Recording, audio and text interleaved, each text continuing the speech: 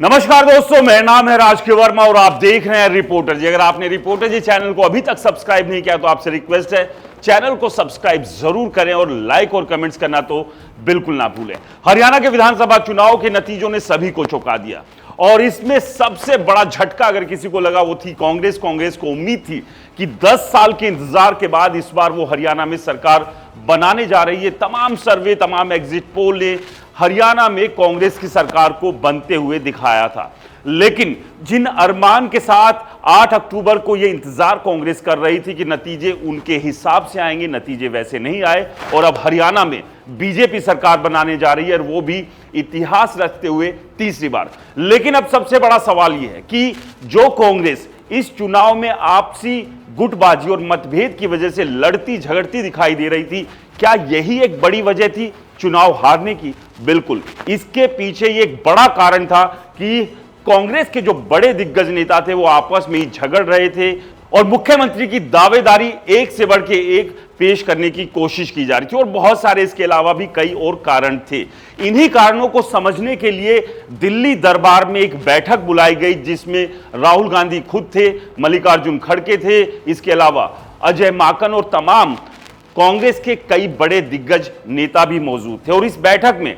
हरियाणा कांग्रेस के प्रदेश अध्यक्ष उदय भान और पूर्व मुख्यमंत्री भूपेंद्र सिंह हुड्डा को भी बुलाया गया था, लेकिन इस बैठक में ना ही तो उदय भान पहुंचे और ना ही पूर्व मुख्यमंत्री भूपेंद्र सिंह हुड्डा। और ऐसे में अब सवाल यह उठता है कि क्या हुड्डा और उदय भान ने राहुल गांधी से बगावत कर दी है? राहुल गांधी अगर किसी मीटिंग को एड्रेस कर रहे हैं और इसमें हरियाणा के दोनों ही बड़े नेताओं को बुलाया गया और वो दोनों ही नेता इस बैठक से किनारा कर लेते हैं, तो अब सवाल ये है कि जो गुटबाजी, जो मतभेद, जो आपस के झगड़े थे जो कि हरियाणा तक सीमित थे, अब वो क्या दिल्ली दरबार के बीच भी शुरू हो गए? क्या भूपेंद्र सिंह हुड्डा पर कुमारी शैलजा और उनके गुट और बाकी नेता जो सवाल खड़े कर रहे हैं कि उनकी नीति इसलिए कह रहे हैं कि क्योंकि कुमारी शैलजा और वो गुट जो कि भूपेंद्र सिंह हुड्डा के विरोध में था, वो लगातार ये सवाल उठा रहा था कि भूपेंद्र सिंह हुड्डा और उनके बेटे दीपेंद्र हुड्डा अपने चहेतों को टिकट दिलाने की जुगत में लगे हुए और अपने ही चहेतों को टिकट दिलाई,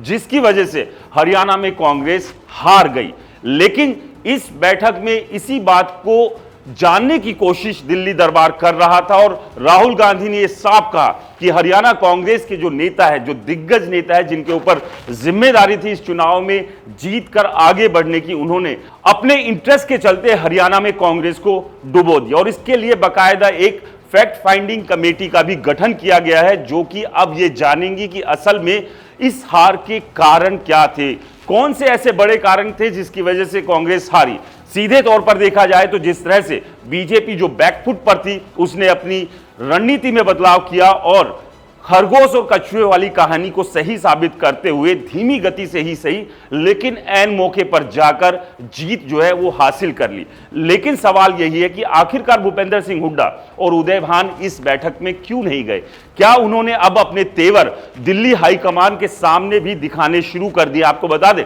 2019 के विधानसभा चुनाव से पहले भी इस तरह के मतभेद देखने को मिले थे जब भूपेंद्र सिंह हुड्डा ने दिल्ली हाईकमान के सामने विरोध का झंडा उठा लिया था और गोहाना में एक रैली की थी जिसमें कांग्रेस का ना झंडा था ना डंडा था और उस दौरान इस बात की खासी चर्चा थी कि भूपेंद्र सिंह हुड्डा अपनी पार्टी की घोषणा कर सकते हैं, लेकिन बाद में चीजें सेटल हो गई। अब 2024 में जहां खड़े हुए हैं, यहां पर अब कांग्रेस को जितना बड़ा झटका लगा है, इस झटके को पचाना कांग्रेस के लिए बड़ा मुश्किल है और अब तमाम नेता एक दूसरे के ऊपर आरोप लगा रहे हैं और एक दूसरे पर हार का ठीकरा फोड़ने में भी लगे हुए हैं। कहीं बात की जा रही है कि ईवीएम में कुछ गड़बड़ी थी, यानी कि वही पुरानी कहानी दोहराई जा रही है कि अगर आप हार गए हैं तो अगर दोष मढ़ना है तो ईवीएम के ऊपर मढ़ दीजिए, लेकिन अगर आप जीत रहे हैं तो ईवीएम सही है, सच्ची है। लेकिन अब सबसे बड़ा सवाल है कि भूपेंद्र सिंह हुड्डा का रुख क्या रहने वाला है, क्योंकि इस चुनाव के बाद सबसे बड़ा जो सवाल खड़ा हो रहा है वो भूपेंद्र सिंह हुड्डा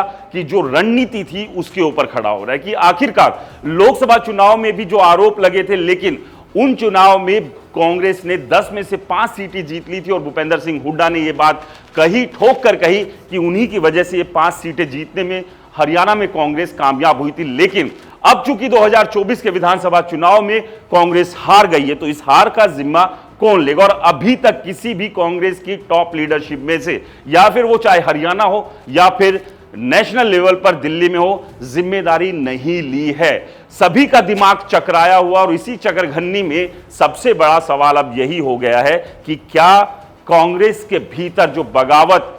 यहां तक थी वो बढ़कर यहां पहुंच गई है, यानी कि बगावत का स्तर जो है बहुत ज्यादा बढ़ गया है। क्या भूपेंद्र सिंह हुड्डा कोई नई राह पकड़ने वाले हैं? क्या भूपेंद्र सिंह हुड्डा कुछ ऐसा बड़ा करने वाले हैं जिससे ये जो कांग्रेस को हार मिली है, ये तो मिली ही मिली है, इसके अलावा कांग्रेस को कुछ और भी बड़ा झटका लग सकता है? आपको क्या लगता है हमें कमेंट्स कर जरूर बताएं। रिपोर्टर जी चैनल को सब्सक्राइब नहीं किया तो दोस्तों चैनल को सब्सक्राइब करना ना भूलें। नमस्कार।